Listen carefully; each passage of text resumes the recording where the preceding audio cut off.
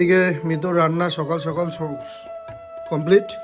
এখন ঘড়িতে বাজে প্রায় 8:30 থেকে 9টাই বলা যায়, কাছাকাছি হয়ে গেছে। তো এদিকে হচ্ছে আলু ভাজি, এইদিকে হচ্ছে যেটা মিতুর পছন্দের আমার পছন্দের আলু ভর্তা, আলু মাখা সিদ্ধ। আর এইদিকে রয়েছে হচ্ছে খারাপ হয়ে গেছে, এদিকে হচ্ছে পাঁপড় ভাজা। এই দেখো সকাল সকাল রান্না কমপ্লিট, আমাকে সাজিয়ে দিয়ে দিল পুরো। আমাদের কিন্তু সকালে ব্রেকফাস্ট হয়ে গেছে বন্ধুরা। আর সকালে আমাদের কত সকালে ব্রেকফাস্ট হয়ে গেছে না, 8টায়। মানে চা বিস্কিট হয়ে গেছে, চা বিস্কিট। আর মিতুর যেগুলো নিয়ে আসা হচ্ছে ড্রাই ফ্রুট, আর হচ্ছে ওই তো আর কি খেজুর টেজুর বাদাম আমরা খাওয়া শেষ। খেলো, সবাই খেলো। আজকে ছোট ছেলেটা একটু লেট করে উঠছে।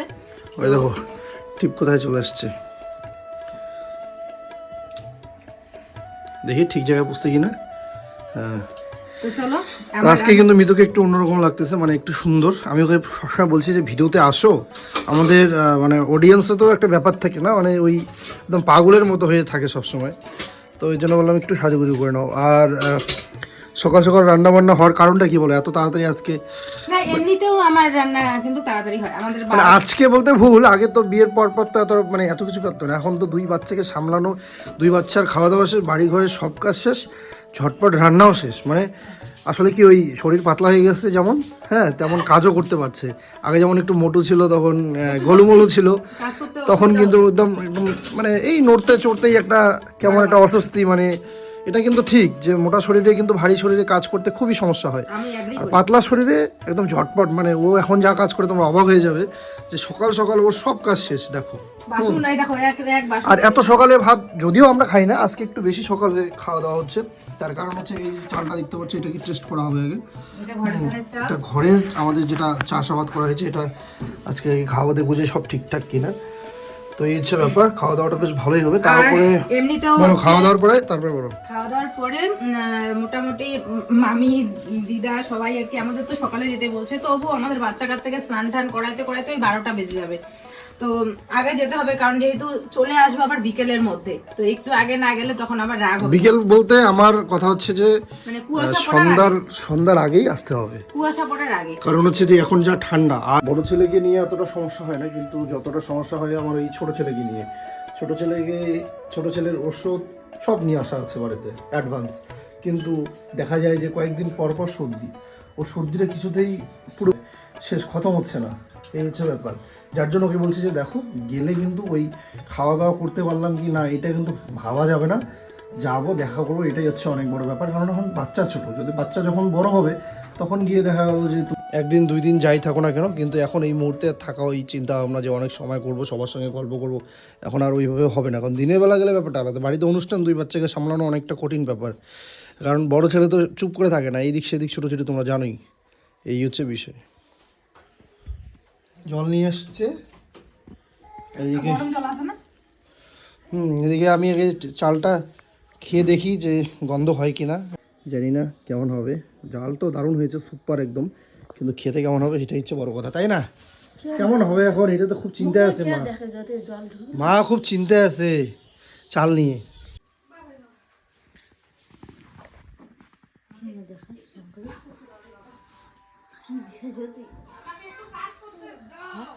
জান বাইরে গেলে ডাং হবে, ডাঙ্গি শুধু ডাং হবে বাইরে গেলে, না কেউ দেখবে না ওর ম্যাজিক।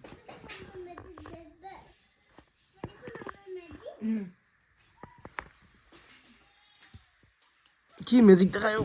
2টা গাড়ি একসাথে দিচ্ছে।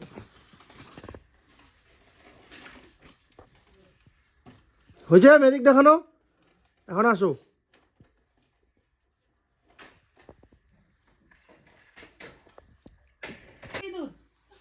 চারটা দিদুন ওই বাড়িতেই আছে।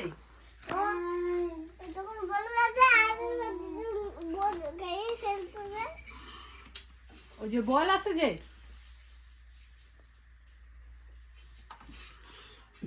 বাবা আজকে তুমি কোথায় যাবা বাবা? এই যে কোথায় যাবা? দেখো আমার সাথে রাগ করছে বন্ধুরা, আমার সাথে রাগ করছে। কোথায় যাবা? তোমার সাথে কথাই কয় না ও। স্যার নিয়ে যাই যদি ভিজায় ফেলে। এই যে ঘুম পাইছে এর। ও যায় ওরা ঘুমাবে। কোথায় যাবো বাবা? বলে দাও দিদুন বাড়ি বলো। দাদু বাড়ি। কোথায় যাবো বাবা? দাদু বাড়ি। এদিকে দেখে বলো। এই যে টুকু কোথায় যাবা? দাদু বাড়ি। তুমি দেখি তোমার মুখটা এদিকে। এগুলোতে সিঁদুর টুদুর ভরে আছে, এরাছাড়া হয়ে গেছে। সিঁদুরগুলো ওই যে আপনারা কোথায় যাবেন? আপনি কার বাড়িতে যাবেন? হ্যাঁ, দাদু বাড়ি। এখানে রেডি হয়ে বসে আছি। তোমাদের দাদাভাই যা শুরু করছে, বলে কি এই জুতা নোংরা হয়েছে ছেলের, এই তোমার সিঁদুরগুলো এত ল্যাপটা করে দিছে। মানে কোথাও যেতে গেলে এমন না যে এইখানে যেতে গেলেই বা পাউডুবি যাবো, যে সেই জন্য না, মানে আমাকে যেখানে নিয়ে যাক আমাকে ছেলেকে একদম ফিট ফাট করে এমনভাবে নিয়ে যাবে। তা আমি ওকে বলছি যে তুই কেন ট্রেনিং নিয়ে আসলি না পেটের ভিতর থেকে, তাহলে মাটি ধরবি না, এটা ধরবি না। দেখো বাচ্চা মানুষ এগুলো করবেই, হ্যাঁ মাঝে মাঝে আমাদেরও বিরক্ত লাগে, কিন্তু করবে, এটা স্বাভাবিক ব্যাপার না। কিন্তু ওকে একদম নিট অ্যান্ড ক্লিন সবসময় থাকতে হবে, এরকম ধরনের ও আর কি ট্রেনিং করে ওকে। তো যাই হোক, এগুলো দেখে আমার মাথা গরম হয়ে গেছে। আমি ওখানে বসে আছি, আমি তোমায় যতক্ষণ অবধি করার করতে থাকো। মামি এর মধ্যে কিন্তু 2বার ফোন করেছে, কোথায় আসিস? তো আমি বললাম যে এখনও বেরোয়নি, এখন বাসতে চলছে 1টা, কতক্ষণে যাব। দেখো চলে আসলাম মামা বাড়িতে। আর এসেই তো একটা সেরকম পরিস্থিতি, বোঝোই আমি এই পরিস্থিতিগুলোতে ব্লগ আমি করতে পারি না। আমার মনে হয় অনেকেই করতে পারবে না, আমিও পারবো না। তো যাই হোক, এখানে এই যে দিদার ঘর, এটা এখানে বসে আছি, ছেলেকে এখানে একটুখানি মোবাইল দিছি, কারণ নাহলে প্রচণ্ড লন্ডভন্ড করছে গিয়ে। তো সেই জন্য অগত্যা ওকে আমাকে মোবাইলটা দিতেই হলো, একটুখানি মোবাইল দেখছি। ছোটো ছেলেকে নিয়ে এখানে বসে আছি, ভেবেছিলাম যে একটুখানি ঘুমিয়ে পড়বে, না কিছুতেই 2 ভাই ঘুমাচ্ছিল না। আসলে বাড়িতে এত লোকজন না, সবাই আসে একটু পর পরে আসে, বলে তোর ছেলে কোথায়, কোনটা তোর ছেলে, কোন 2টা তোর ছেলে। তো এদিকে দেখো এখানে মাছ বাছা হচ্ছে, আর এখানে ব্রাহ্মণ ভোজন করানো হবে। তো সেদিকে ওদিকে নিরামিষ রান্না হচ্ছে, আর বাকি আরও রান্না হচ্ছে। এখানে যে মামি, বুঝতেই পারছো বাড়িতে অনুষ্ঠানের জন্য খুব ব্যস্ত। না এই যে পাইলাম তোমার সাথে, বলে আমার বিশাল ঝগড়া হয়েছে, তোর জন্য তুমি আমার বাড়িতে যাও না।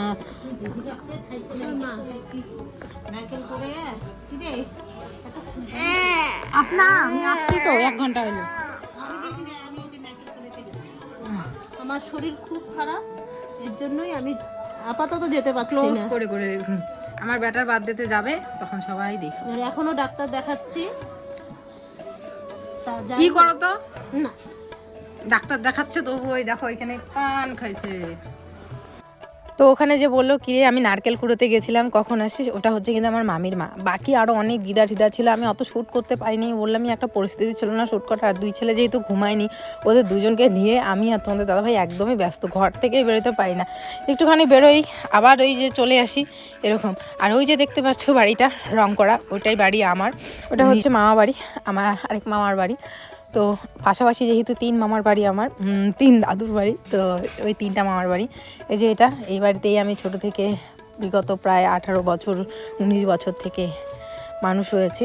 ওই একটা বাড়ি, সবার সাথে দেখা হয়েছিল, এমন না যে কারোর সাথে দেখা হয়নি, সবার সাথে দেখা হয়েছে।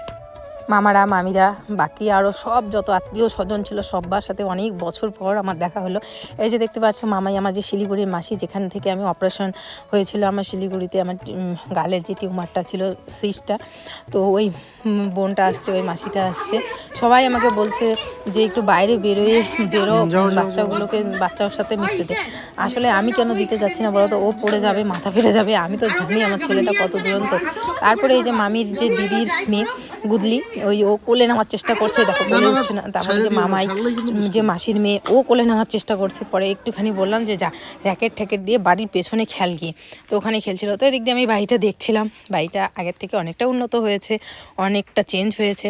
তো এদিকে জানলাটা বন্ধ করে দিচ্ছি, প্রচণ্ড ঠান্ডা, আজকে এত ঠান্ডা পড়েছে না, মনে হচ্ছে জানুয়ারি মাসের মতো। আর এই বাড়িতেই সবাই আছে এখন, ওই 2 বাড়ির সবাই, যত আর কি আশেপাশের বাড়ি সবাই আছে, সবাই কিন্তু এই মাঝখানের বাড়িতে, বড় বাড়িতেই আছে। এদিকে দেখো ছোটো ছেলে ভিডিও করছে, মানে আমি ওকে ঘুম পাড়ানোর চেষ্টা করছি, কিছুতেই ঘুমাচ্ছে না। পরে সন্ধ্যার দিকে আমরাও চলে আসছি। এদিকে তোমাদের দাদাভাই বসে আছে এখানে। এগুলো কিন্তু সব ছোটো ছেলে করেছে, দেখেছো? ও ব্লগ করতে শিখে গেছে, এই ক্যামেরাটা অন করে এদিকে দেখো কি কি বলছে জানি কি কি করছে। তো যাই হোক, শ্যুট হয়ে গেছে, তোমাদের সামনে শেয়ার করে দিলাম।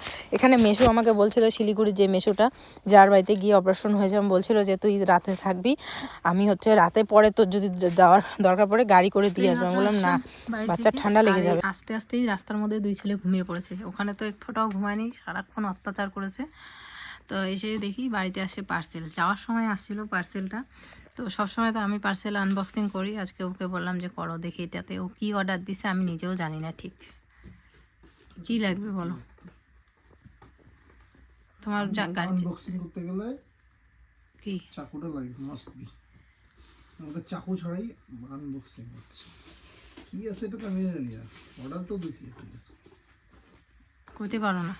বুঝতে পারি না, আমার মনে নেই কি অর্ডার দিছি।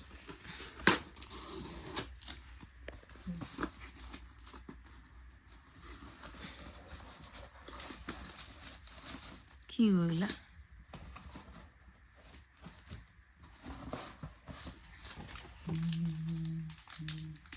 বেলুন লোড, এটা তো আঠা। और इसमें लगाया ये भी।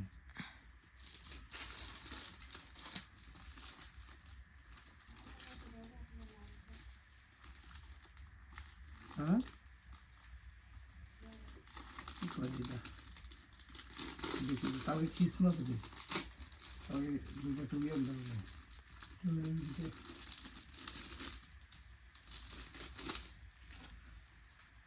কি বাচ্চা মানুষের মতো জিনিস আনছে এগুলা। বাচ্চা মানুষ কিভাবে লাগাই?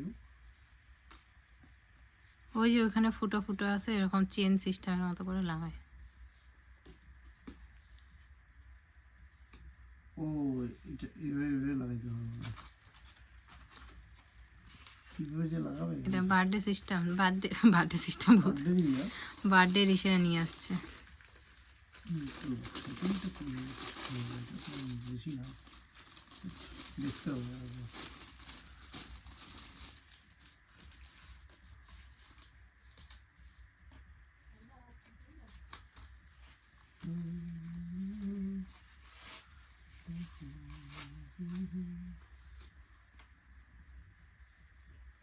কেকের মধ্যেও দেওয়া যাবে।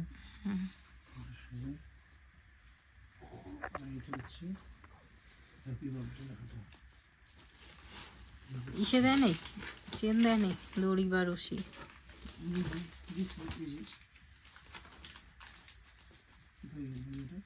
কি গুড মর্নিং বন্ধুরা, এখন বাজতে চলছে সকাল 7:30, আর আমাদের এদিকে দেখো কুয়াশা, এই দেখো কি অবস্থা। তো এদিকে আমি বাসন দিয়ে আসলাম, আর মা এদিকে উঠান ঝাড় দিতেছে। এই যে ছোটো বাবু আমার উঠে গেছে। সবাইকে জানিয়ে মেরি ক্রিসমাস। আজকের দিনে আমাদের বাড়িতে ক্রিসমাস ডের কেক ঠেক কাটা হয়েছিল রাত্রেবেলা, আর রাত্রে 11টার দিকে আমাকে নিয়ে গেছিল তোমাকে আনতে হসপিটালে। তো আজ হচ্ছে সেই দিন যেই দিন আমাকে হসপিটালে নিয়ে যাওয়া হয়েছিল, নার্সিংহোমে নিয়ে যাওয়া হয়েছিল। আর রাত্রি তখন 2টা বাজে, তখন আর কি মানে পরের দিন আর কি, বৃহস্পতিবার দিন, মানে একদিন পরে আর কি, 12টার পরে তো একদিন পর। তো সেদিন আমার এই যে ছোট রাজকুমার হয়েছে, মানে কালকে হচ্ছে ওর হ্যাপি বার্থডে, আর আজকে মেরি ক্রিসমাস। সবাইকে মেরি ক্রিসমাসের অনেক অনেক শুভেচ্ছা জানাই। কালকে ভাইয়ের হ্যাপি বার্থডে শোনা, তোমারও হ্যাপি বার্থডে হবে শোনা, কালকে দুইজনের হ্যাপি বার্থডে হবে, ঠিক আছে? মাটি ধরতেছে। চলো বন্ধুরা, তোমাদের সাথে পরে কথা বলি, এখন খাবার বানাবো ওদের। হ্যালো করে কালকে হচ্ছে, মানে কালকে না, কি কালকে না, আজকে 25শে ডিসেম্বর। আজকে রাতেই হচ্ছে মিতুকে নিয়ে যাই। সেটা কি ভয়ঙ্কর রাত্রি ছিল। হ্যাঁ আমার রাত যেটা ছিল, আমার যে কি আমি একটা প্রোগ্রামে ছিলাম, তো বাড়ির পাশেই প্রোগ্রাম ছিল। পরিস্থিতি যদিও আমি জানি যে 1 সপ্তাহ লেট আছে ডেট আমাদের, মানে একটা কি ভয়ঙ্কর রাত ছিল, বা কি ভয়ঙ্কর বলবো না, হ্যাঁ ছিল তো। খুব ভয়ের একটা, ওই পরিস্থিতিটা বুঝতেই পারো তোমরা যারা, হওয়ার যেটা পেইন আমি সেটা কখনো দেখিনি। ডেলিভারি হওয়ার আগেই যেটা লাস্ট পেইন হয় সেটা আমি মিছিলের সময় দেখলাম, তো খুব অন্যরকম আর কি ব্যাপারটা। তো যাই হোক, তাড়াহুড়ো করে তো এক বন্ধুকে নিয়ে আমি হসপিটালে গেলাম, ডাক্তারের সঙ্গে যাওয়ার আগেই কথা বলে দিলাম। তারপর যাই হোক মিথিল চলে আসলো আমাদের ফ্যামিলিতে। তো যাই হোক একটা বছর কোন দিকে চলে গেল এটা বুঝতেই পারলাম না, বুঝতেই দিল না আমার দুই ছেলে, আমার দুই ছেলে। বাবা কথা তো বলছে, চুপ করে দেখো। এই হচ্ছে বিষয়। অনেক মুহূর্ত মানে প্রথমত এক ছেলের বাবা হওয়ার একটা অন্যরকম অনুভূতি, এখন দুই ছেলের বাবা হওয়ার আরও একটু অন্যরকম অনুভূতি, মানে দায়িত্ব কর্তব্য তো অনেক গুণ বেড়ে গেছে। এই হচ্ছে বিষয়। তোমরা সবাই আশীর্বাদ করো। ছেলের জন্মদিন হচ্ছে কালকে, মানে 26শে ডিসেম্বর আমরা সেলিব্রেট করবো, যতটুকুই পারি ছোটো করে করবো। এবার কাউকে সেরকমভাবে বলা হবে না বলতে যতটুকু পারি ততটুকুই, মানে সামর্থ্যের বাইরে যাচ্ছি না। তার কারণ হচ্ছে সামর্থ্য বলতে বড় যে শুধু ফিনান্সিয়াল সেটাও না, দুই ছেলেকে নিয়ে আমাদের বাড়িতে বুঝতেই পারো কি একটা ব্যাপার থাকে, হই হট্টগোল, মানে আর এত ব্যস্ত থাকি আমরা। এই জন্য কিন্তু খুব বড়োভাবে আমরা সেলিব্রেশন করছি না, মোটামুটিভাবে করার চেষ্টা করব। এই হচ্ছে বিষয় বন্ধুরা। যাই হোক, তোমরা আশীর্বাদ করো মিথিল যেন মানুষের মতো মানুষ হয়, আর এটাই তোমাদের কাছে আমার চাওয়ার। আমরা সবাই যেন ভালো থাকি, সুস্থ থাকি, আর তোমরাও খুব ভালো থাকো, সুস্থ থাকো, এটাই আমি ঈশ্বরের কাছে প্রার্থনা করি। চলো, বাই।